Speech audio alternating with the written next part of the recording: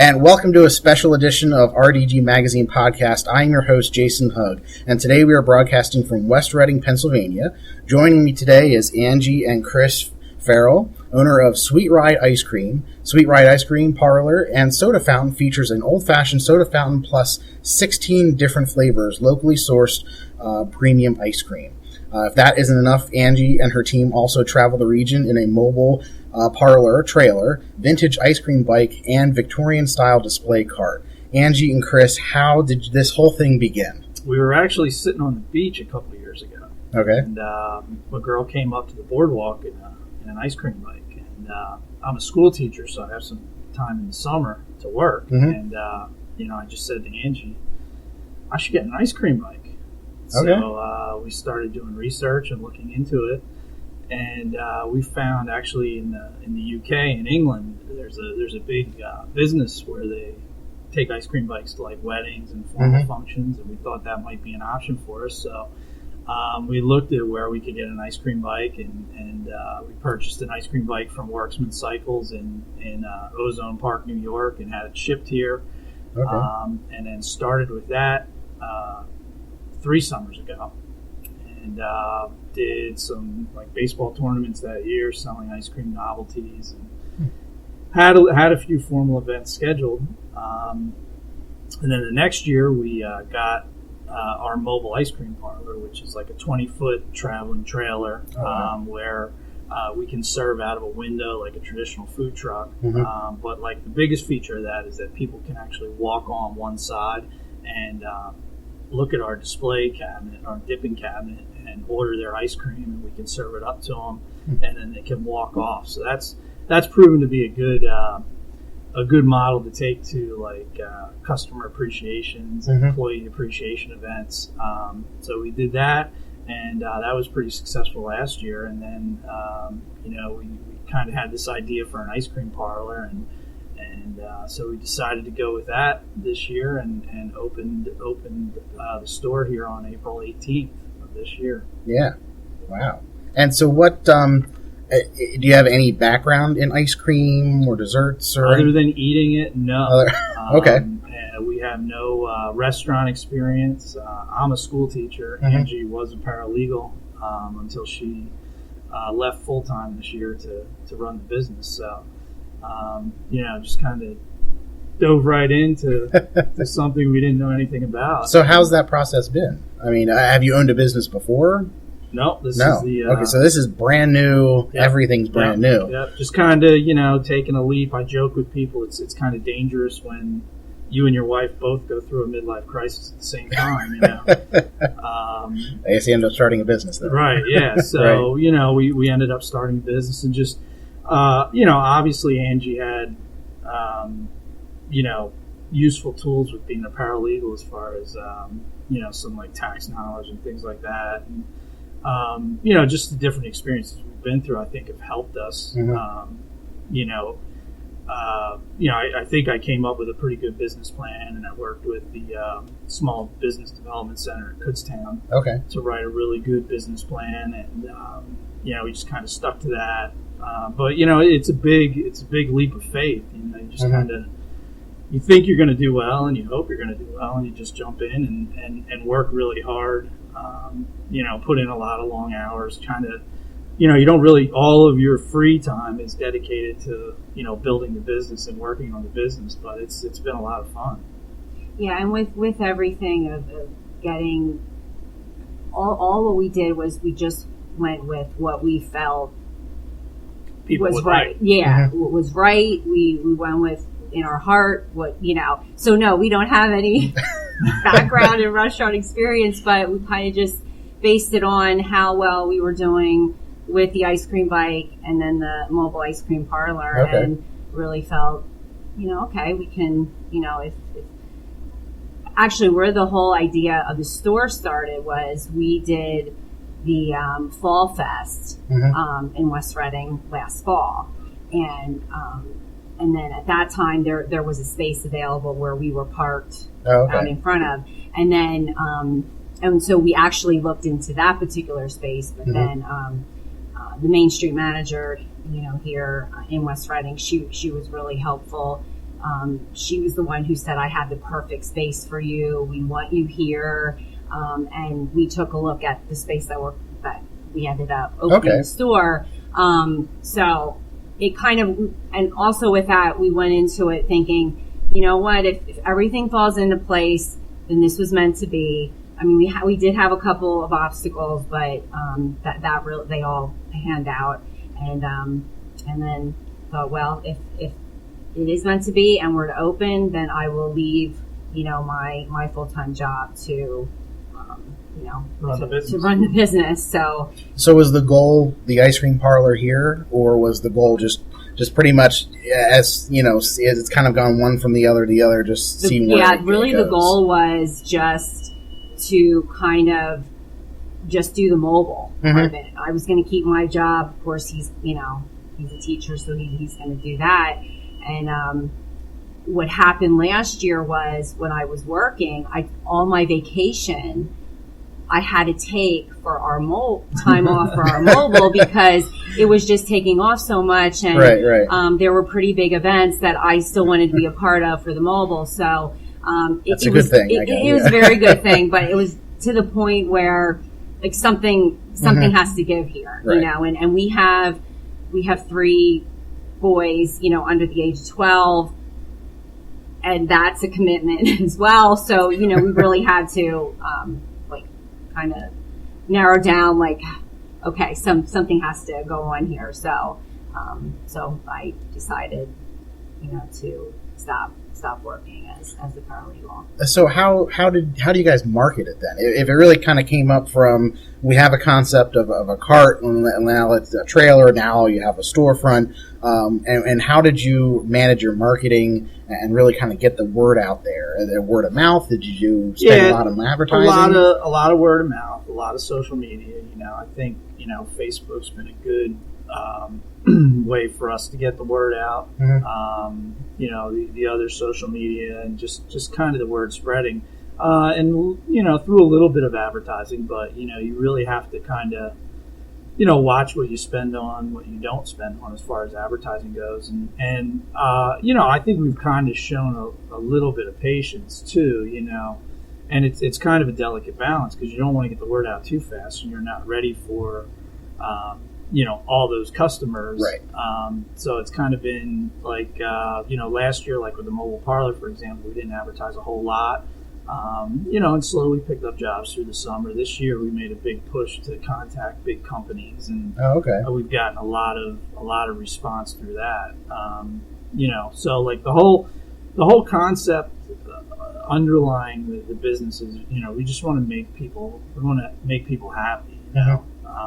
We want them to have an enjoyable time. So that's what we're really targeting with the store and the fun atmosphere here. And when we go out to things with the mobile parlor and the ice cream bike, usually everybody comes up and they smile. So it's really great to have a business that we can do that with. Now with that, do you consider you have a lot of competition, or because you're more specific? I guess you're a niche. You have the trailer and everything. Do you think you don't really have too much? No, I mean, there's definitely competition, because you have, the other ice cream places around and frozen yogurt, Italian ice, whatever it is. But, we think our ice cream is very good. So, we think that kind of sets us apart from everybody else as far as, our slogan is quality ice cream. What is it? With the mobile, it was quality ice cream delivered in style. Here, we're kind of going with delivered with style. We take pride in that. And when we're out at events, with our mobile parlor, the people that come on, we take pride in how clean it is. It's spotless, and people comment on that, and how we present things too, I think is a different approach. It's more of an upscale ice cream experience. You come in the store, the girls that are working have these really cute, nice aprons on. The guys that are working always have a bow tie on. Tell me a little bit more of the ice cream. We use Nelson's on Dutch Farm. It's actually super premium ice cream.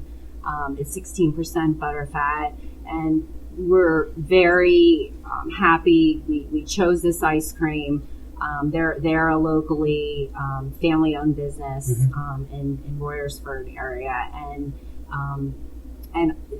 because of the ice cream that we have, I mean, it really draws people in, and they really enjoy the high quality a lot of people ice cream. tell us it's the best ice cream they've ever tasted. And, I think a lot of younger people, haven't really tasted good ice cream. Not to really criticize anybody else out there, but there are differences in the quality, and ours that we offer is the very best. And for older people, it kind of takes them back a little bit to, this reminds me of the ice cream I had as a kid. And then coming into the store with the setup with the soda fountain and everything. So it's a great nostalgic experience for older people, and then it's like a new experience for younger people too. Yeah, and I forgot about the soda fountain too. Tell me about that and that whole experience that you give customers when they come in the door. Yeah, when we were looking at opening a store, we were looking at a couple of different concepts. Things that are popular in other areas of the country, like on the West Coast, and then we came back to the soda fountain idea. We came across some soda fountains, and we really had to do a lot of shopping, and it was a lot of work to get the soda fountain here. The one we have here is from 1946, and we actually had it shipped here from northern Michigan.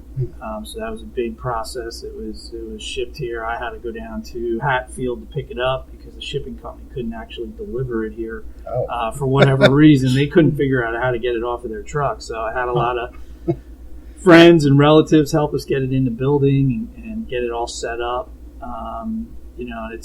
It's really unique. Young people just realize that soda just comes out of a dispenser machine. Yeah, right. We actually mix it here with carbonated water and the syrup. So it's a little different. Yeah, so I mean, I guess you see people like Coke in some restaurants. They have the freestyle machine where it's all in one. You don't see anything. Yeah. Here, you're getting a completely different experience where you're seeing everything happen right in front of you. Yeah. That's great.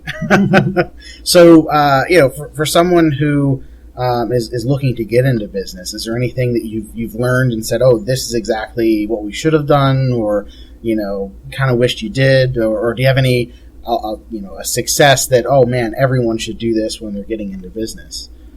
Yeah, I think it's really important, anytime you talk to anybody that's in business or people that are there to help you out, they tell you to write a business plan and to stick to it. And I think that's a great suggestion.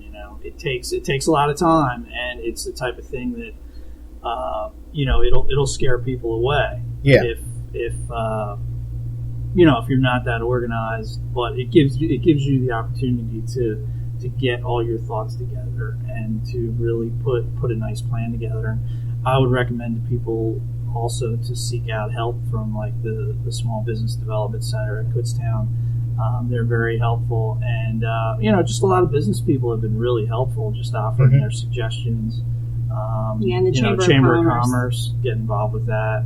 They've been really good with supporting us and helping you work through your ideas and answer questions. Yeah, and in your process, did you, travel and kind of look at other ice cream shops and everything to kind of see what you wanted to do, or was it kind of just based on your idea, this is what we think we should have? Yeah, we didn't travel around to a lot. I mean, we definitely researched online and looked at a lot of stuff online to help with our ideas, but, you kind of pull your own ideas together. And this is really kind of a combination of both of our visions as far as the store goes. Mm-hmm. Yeah, and with our ice cream bike being kind of a vintage style type mobile unit, that's kind of what we base our whole concept on. Right. It's vintage, it's kind of older looking. So when we wanted to open up the store, it was like, what can we do to make it kind of an old feel, but yet just kind of our own spin on the way we wanted things to look here.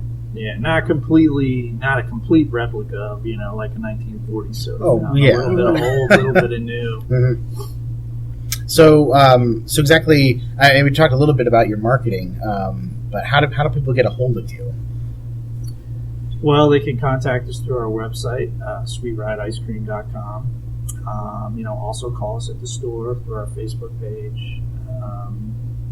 And that's pretty much how people can contact us. Do you work with any wedding vendors or planners to kind of get in there? Or? We actually, with the ice cream bike, a lot of times in the winter months, there are a lot of bridal shows. That's where we set up the bike there, and that's a big thing of how we advertise. Okay. Well, not only our ice cream bike, but then now we can, we advertise the mobile unit, because we have done some, the food truck. There's having food trucks at weddings. Yeah.